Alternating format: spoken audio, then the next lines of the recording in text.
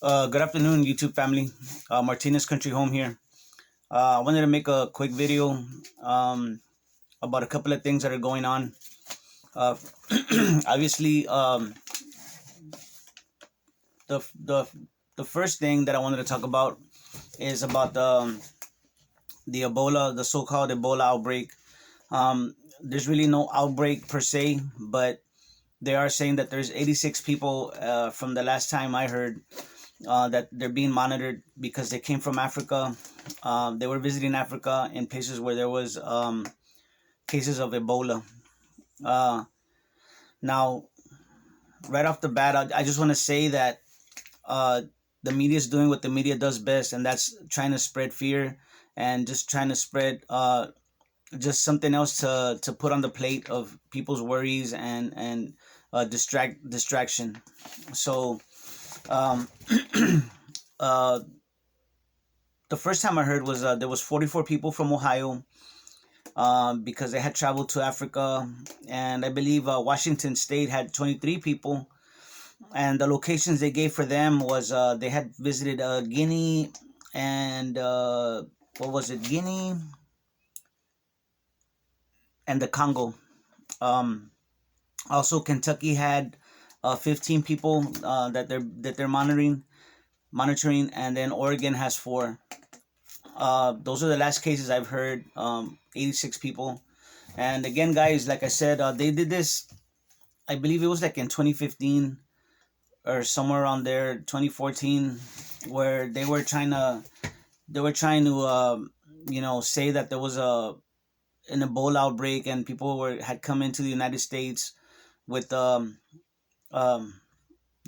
with that they had been exposed and that they were actually sick. I don't know if y'all remember, guys, but the media likes to use psychology. They like to use subliminal messages and just subliminal uh, tools, right, to spread that message. And I don't know if you remember, but when all that was going on, they actually used the color green, like kind of like that green screen type of green, like a lime green. You would see commercials, or you would see the text on in the news. They would use that green. It's all mind manipulation, guys. So in my opinion, it's more the same. It's more fear porn that they're doing. Now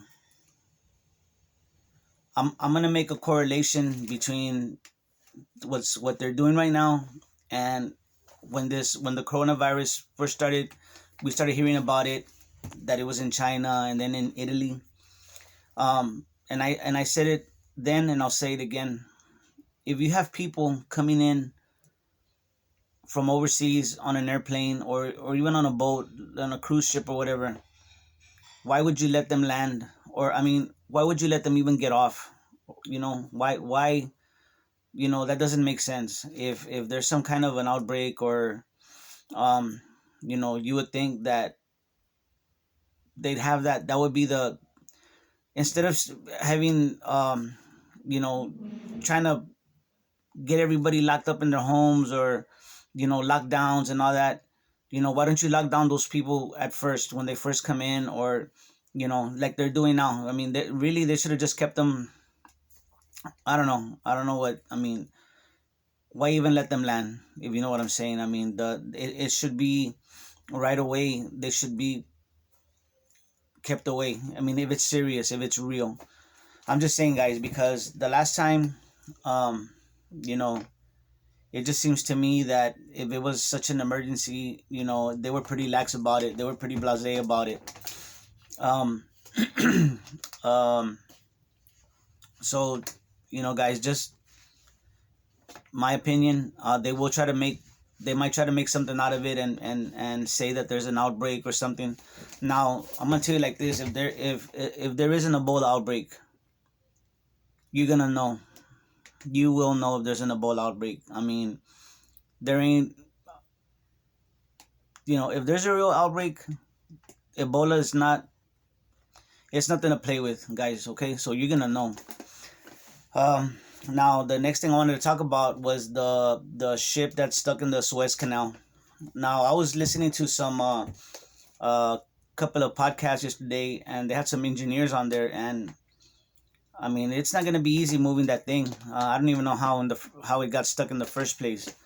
To me, um, again, I think it was on purpose. It was engineered.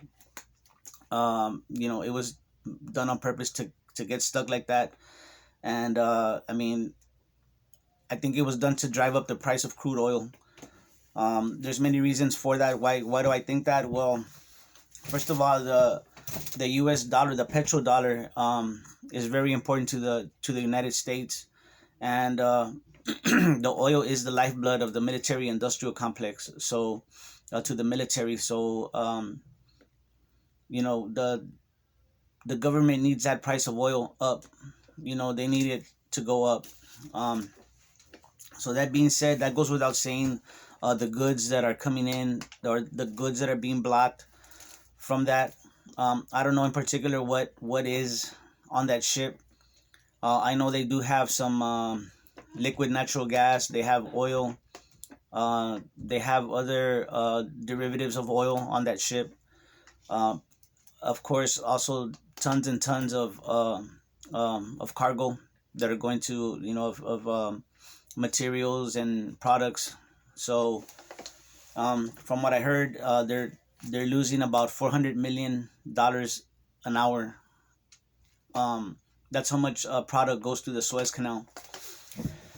Uh, so you might see the prices of some goods go up. For sure, you might see oil. Gasoline go up. So gasoline. That's something that we should all be prepped up on. If you can get extra, get it. Fill up your cars before the price spikes up. And sometimes gas, it'll go up, and it'll go up a lot. Like it'll go up dramatically. This last price, the price hike that we saw here in where I live at, in a matter of maybe like 3 weeks, the price kept going up like 3 or 4 cents, like every 2 or 3 days until it finally stabilized. It dropped. It had dropped back down, actually about, I want to say about 10 cents from the high. So right now in some places, 241, like I was telling y'all the other day, it's a range roughly from about 244 to 254 here where I live at. Now, most places, or at least where I go, it's 241. So today I just came back from out on the road, and it was about 251 most of the places. So the last thing, guys, that I want to talk about, so it's kind of been under the radar a little bit in a way, just because of everything that's we got hit with the Ebola news, and then the Suez Canal with the products. But one thing, of course, that's always going on is the issue with the vaccines, and whether who's gonna get vaccinated, whether they're gonna make them mandatory, things of that nature. So, my wife was telling me that, she's been hearing a lot of chatter where she works at, about how there's certain of her coworkers, they talk to other coworkers that are higher up in the chain of command or whatever, and they've been hearing that they're gonna wanna next year they're gonna wanna make it mandatory for the employees to be vaccinated. And it's funny because for some reason I've been getting asked a lot just by people, that if I've been vaccinated, and I tell them no, I'm not gonna get the vaccine, but I'm hearing a lot of chatter. And honestly, guys, I'm gonna tell you right now that it's the psychology of people where they want to drag everybody else down with them. These vaccines are not safe. There's no the trials are the trials that they talk about are the people getting the vaccine. So we don't know the effects, right? The total effects. Some people get hit right away. I mean, they've had adverse effects from that right away. Others, there's no signs. there's people that have gotten the shot and they're fine, you know, at first glance. You know, not everybody's gonna get affected by it, but you know, we still have not seen what are the effects gonna be over the years, the coming years and stuff. So um, you know, so I think that it's something that we got to keep an eye on.